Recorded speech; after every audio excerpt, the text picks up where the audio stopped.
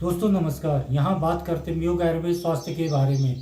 किस प्रकार से अपने आहार विहार को ठीक रखकर, संतुलित रखकर रोग मुक्त रहा जाए, सुखमय जीवन जिया जाए। मैं डॉक्टर मनमोहन लखेड़ा आज बात करूँगा आयुर्वेद क्या है के बारे में। आयुर्वेद क्या है? दोस्तों आज बात कर रहे आयुर्वेद चिकित्सा क्या है, आयुर्वेद क्या है के बारे में। आयुर्वेद प्राकृतिक एवं समग्र स्वास्थ्य की प्राचीन भारतीय चिकित्सा पद्धति है। संस्कृत मूल का यह दो शब्द धातुओं के सहयोग से बना है। आयु प्लस वेद। आयु का अर्थ है लंबी उम्र, जीवन, और वेद अर्थात विज्ञान, ज्ञान।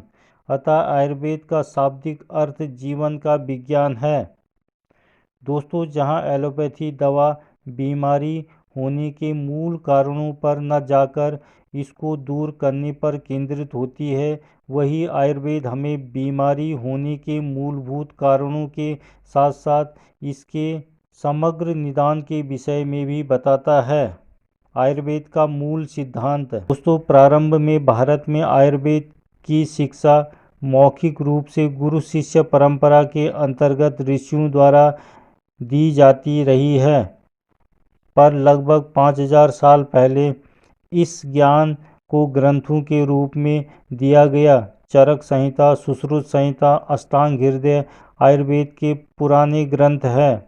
इन ग्रंथों में सृष्टि के व्याप्त पंच महाभूतों पृथ्वी, जल, वायु, अग्नि एवं आकाश तत्व के मनुष्यों के ऊपर होने वाले प्रभावों तथा स्वस्थ एवं सुखी जीवन के लिए इनको संतुलित रखने की महत्ता का प्रतिपादित किया गया है। आयुर्वेद के अनुसार प्रत्येक व्यक्ति पर इन पांचों तत्वों में से कुछ तत्वों का अन्य तत्वों की तुलना में अधिक प्रभाव होता है। आयुर्वेद इन संयोगों को 3 दोषों के रूप में वर्गीकृत करता है: वात, पित्त एवं कफ।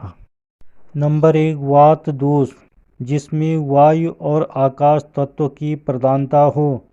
नंबर 2 पित्त दोष, जिसमें अग्नि तत्व की प्रधानता हो। नंबर 3 कफ दोष, जिसमें पृथ्वी एवं जल तत्व की प्रधानता हो। दोस्तों इन दोषों का प्रभाव न केवल व्यक्ति की शारीरिक संरचना पर होता है, बल्कि उसकी शारीरिक प्रवृत्तियों जैसे भोजन का चुनाव और पाचन, और उसके मन और भावनाओं पर भी होता है।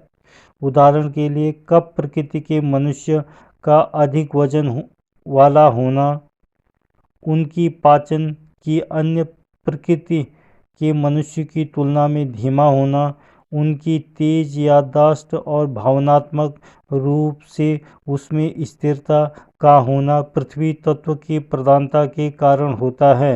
अधिकांश व्यक्तियों की प्रकृति में किन्हीं दो तत्वों का संयोग होता है, जैसे पित्त कफ प्रकृति वाले मनुष्य में पित्त और कफ दोनों दोषों का प्रभाव देखा जाता है, पर पित्त दोष की प्रधानता देखी जाती है।